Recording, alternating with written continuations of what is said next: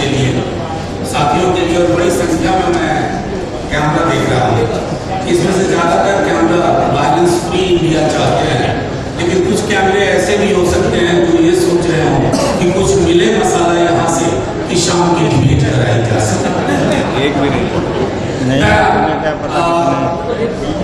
Side में देखो। हमारे जितने भी साथी मैंने सुना, बहुत जज्बे से बहन को सुना, ये आप लोग चुनाव से कुछ ज़्यादा ही उम्मीद रखते हैं कि 2024 का चुनाव आ जाएगा तो सारी चीजें बदल जाएंगी।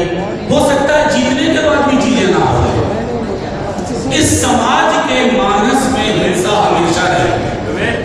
मेरे एक मित्र रतन नीचे बैठे हुए हैं, एक हम पढ़ते थे वैदिकी हिंसा हिंसा न भवति, यानी जो बड़े लोग हैं, और आप जानते हैं कौन बड़े लोग हैं क्योंकि उनका चरित्र आज भी नहीं बदला, अगर उन्होंने हिंसा की तो वो हिंसा नहीं है। लेकिन किसी गरीब ने, किसी वंचित ने, किसी दलित ने, किसी पिछड़े ने 4 थप्पड़ खाने के बाद एक बार हाथ पकड़ लिया तो वो हिंसा हो गई। तो हिंसा की पूरी परिभाषा को भी देखना होगा। एक छोटी सी कहानी से शुरू करता हूं, बहुत 2-4 मोटा मोटी चीजें बोल करके। एक राजा था, उसे आग लगाने का बड़ा शौक, उसे हरियाली अच्छी नहीं लगती, वो आग लगाता। और कमाल थी कि उसके पास बाकी चीज की कमी हो जाए, एक जेब में पेट्रोल और दूसरे जेब में लाइटर हमेशा हुआ था। तो लोग उससे प्रयोग करवाते हैं, देखो यहाँ आज तक कभी आग नहीं लगी। तो राजा कहता था मुझे 15 दिन का वक्त, मैं यहाँ आग लगा के दिखाऊंगा। राजा के दरबारियों को भी लगा कि राजा को आग लगवाना बड़ा पसंद है। तो दरबारी लोग भी आग लगाने और लगवाने लगे। उनके पास भी पेट्रोल और लाइटर पहुंचने लगा। अंग्रेजी में एक शब्द है पायरोमैनिया, वैसा व्यक्ति जिसको आग लगाने का शौक।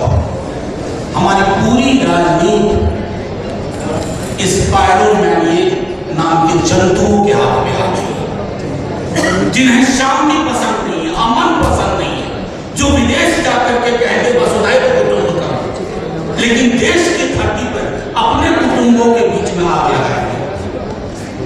कोई कहते थे जितना कीचड़ फैलाओगे कमल खिलेगा। आपका कमल कीचड़ और पानी में नहीं खिल रहा है, ये आग में खिल रहा है।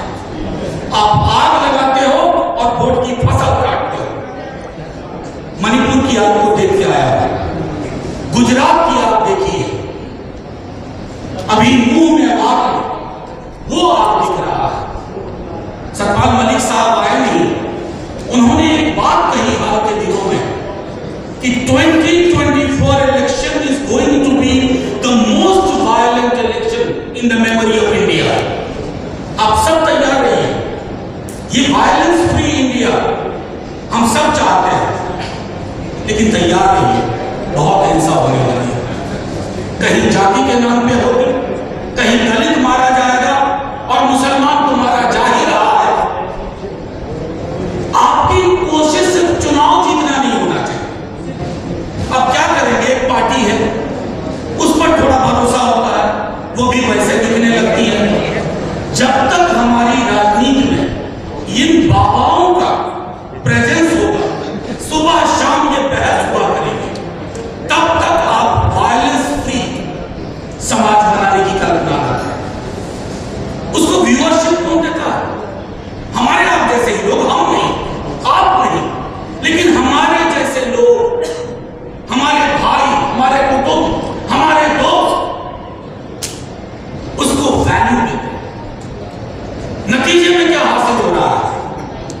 देखिए, हिंसा जो होती है उसके पहले एक भाषाई हिंसा होती है।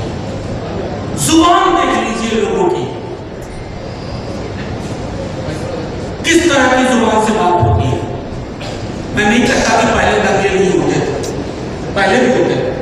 जब आप छात्र जीवन में थे तब भी दंगे होते थे। मैं रांची में पढ़ता था, रामनवमी के दौरान दंगे की आशंका होती थी रांची और जमशेदपुर में, लेकिन तब दंगा करने वाले सहमते थे। आज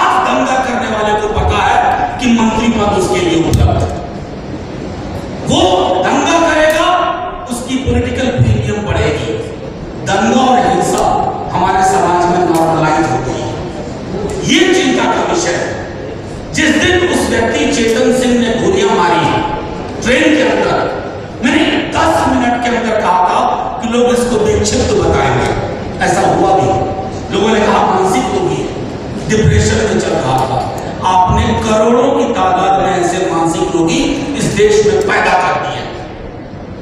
हमारी कोशिश है कि उनको मानसिक रोग से निकाला जाए, और ये तब तक नहीं होगा जब तक हम लड़ाई अलग अलग लड़ेंगे कि दलित की लड़ाई अलग, मुसलमानों की लड़ाई अलग, किसानों की लड़ाई अलग, मजदूरों की लड़ाई अलग, स्टूडेंट्स की लड़ाई अलग, शिक्षकों की लड़ाई अलग। ये तो टापू में तनहा लड़िएगा तो आग लगाने वाले राजा को और आसानी हो जाएगी। उसे पता है एक को संभाल लो, अभी बाकी संभाल जाएंगे। देखते देखते एक देश की बड़ी बड़ी आबादी को इनविजिबलाइज कर दिया गया, अदृश्य कर दिया गया। पॉलिटिकल पार्टीज भी चुप रहना शुरू कर दी। कहीं यार ये तो ठीक नहीं है, इस पर ज्यादा मत बोलो, वो वोटर नाराज हो जाएंगे। पॉलिटिकल पार्टीज का काम ये भी होता है कि आप एडवोकेट करें, अपने लोगों को बताइए। असल में दिक्कत हुई है बीते दिनों में, ये जो ब्रांड मेकर्स आ गए हैं पॉलिटिक्स में, तो उन्होंने कार्यकर्ताओं को खत्म कर दिया है। अब किसी भी पॉलिटिकल पार्टी को नॉर्मली कार्यकर्ता नहीं चाहिए। वो कहीं प्रेस से पढ़ा हुआ कोई एक बंदा आएगा, उसके साथ 15-20 लोगों की टीम होगी और वो पीआर का काम देखेगा। कोई पॉलिटिकल पार्टी हो जो कार्यकर्ताओं की गर्व से निकली है, उस पार्टी में भी कार्यकर्ताओं को उस रूप में नहीं देखा जाता जैसे अब तक। मैं सिर्फ इतना कहूंगा कि साथियों, प्रेस से मुझे पता है अंग्रेजी में कहावत थी, if it bleeds it leads, यानी खून बहता है तो पढ़ा जाता है। प्रिंट के दौर की बात, लेकिन ये खून आपके दरवाजे तक पहुंच गया, ये मेरे दरवाजे तक पहुंच गया। कहानी मुसलमान से शुरू हुई थी, अब इस देश में कोई महफूज नहीं है। मणिपुर में वो जो वीडियो आपने देखे होंगे, सोच के देखिएगा एक बार, 1 मिनट के लिए रात में सोते वक्त, ये मेरी बेटी हो, आपकी बेटी हो, मेरी बहन हो, आपकी बहन हो। हिंसा के लिए जब तक आप पराया दृष्टिकोण अपनाएंगे, हम पराया दृष्टिकोण अपनाएंगे कि ये मणिपुर में हो रहा है, ये मेवात में हो रहा है, ये फलाना 1000 साल तक हम पर रूल किए, इसलिए अगर हम बदला ले रहे हैं तो ये सही है। अभी पीछे दिनों बड़े बड़े लोगों को जाने क्या होता जा रहा, भाई ने कहा, बहन ने बोला संविधान। अब कोई आप सोचते होंगे कि पीएम ने अपने को डिसोसिएट कर लिया कि मेरा आधिकारिक इनका बयान नहीं है। माफ कीजिएगा, ये बड़े उस्ताद लोग हैं, ये इतने उस्ताद हैं कि ठहरे हुए पानी में कंकड़ मारते हैं और देखते हैं लहर कितनी हुई। आज विवेक देबरॉय ने कहा है, पहले आनंद जी ने कहा था, यकीन मानिए 6 महीने के अंदर 3-4 और लोग बोलेंगे तब ये संविधान पुराना हो गया है। जैसे हम नया फर्नीचर खरीदते हैं नए घर के लिए, तो ये जो नया भारत है उसके लिए नया फर्नीचर यानी नया संविधान। तो संविधान नया वाले से होगा क्या? उसमें प्रस्तावना की जगह सैंडोल होगा, और जैसे ही प्रस्तावना की जगह सैंडोल हुआ, हमारी सारी लड़ाइयों की संभावना है खत्म। अब मैं आखिरी टिप्पणी करके, एक मैंने उनके साथ काम भी किया है, बड़े नेता है, बहुत हमेशा मंत्री ही रहे, गुलाम नबी आजाद। अब उन्होंने कहा कि सारे मुसलमान हैं कश्मीर में, फलाना जगह सब। ये इतिहास में जाकर के गड्ढा खोदने की का जो काम शुरू हुआ है, एक तरफ तो आप चंद्रमा जा रहे हो, मंगलयान जा रहे हो, और जैसा आपने कहा कि सीवर के तट की चिंता नहीं है, लेकिन हाँ मस्जिद घूम करके गड्ढा खोद रहे हो कि कहीं कुछ मिले, ताकि देश की राजनीति, आपकी श्रद्धा इस बात में नहीं है कि मस्जिद निकले या फलाना निकले, आपकी आस्था इस बात में है कि एक और मसला मिले हाथ में, एक और मसाला मिले, ताकि 10 बरस के लिए और आग लगाएं। पेट्रोल और लाइटर है ही, तो मैंने सिर्फ इतना आग्रह किया, और हम उस धारा के लोग हैं। पृथ्वी पे धर्म पहले नहीं आया, भगवान नहीं आया, इंसान आया। इंसान को धर्म में और भगवान में बांटने का काम किसी इंसान ने किया। इसलिए ये कहानी शुरू करोगे, हम ये भी पूछ लेंगे इस देश के तमाम बौद्ध स्तूप कहाँ गायब हो गए, कौन खा गया, जमीन निकल गई या आसमान। तो इतिहास में उल्टे पांव की यात्रा से कुछ हासिल नहीं होगा सिवाय हिंसा के। और इस हिंसा का समाधान, माफ कीजिएगा नवेद साहब, 24 के चुनाव के नतीजों में मिलेगा।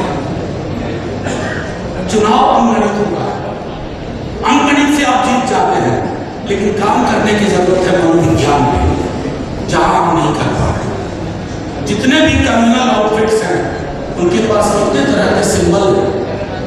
हम तमाम सेक्युलर लोग, बहुजन समाज की राजनीति करने वाले लोग, हमारे पास सिंबल्स नहीं है। हम अपनी राजनीति करना चाहते हैं और ना सीखना चाहते हैं। पीआर एजेंट्स के हाथ में अपनी राजनीतिक किस्मत हमने दे दी। जब तक उनके हाथ से वो किस्मत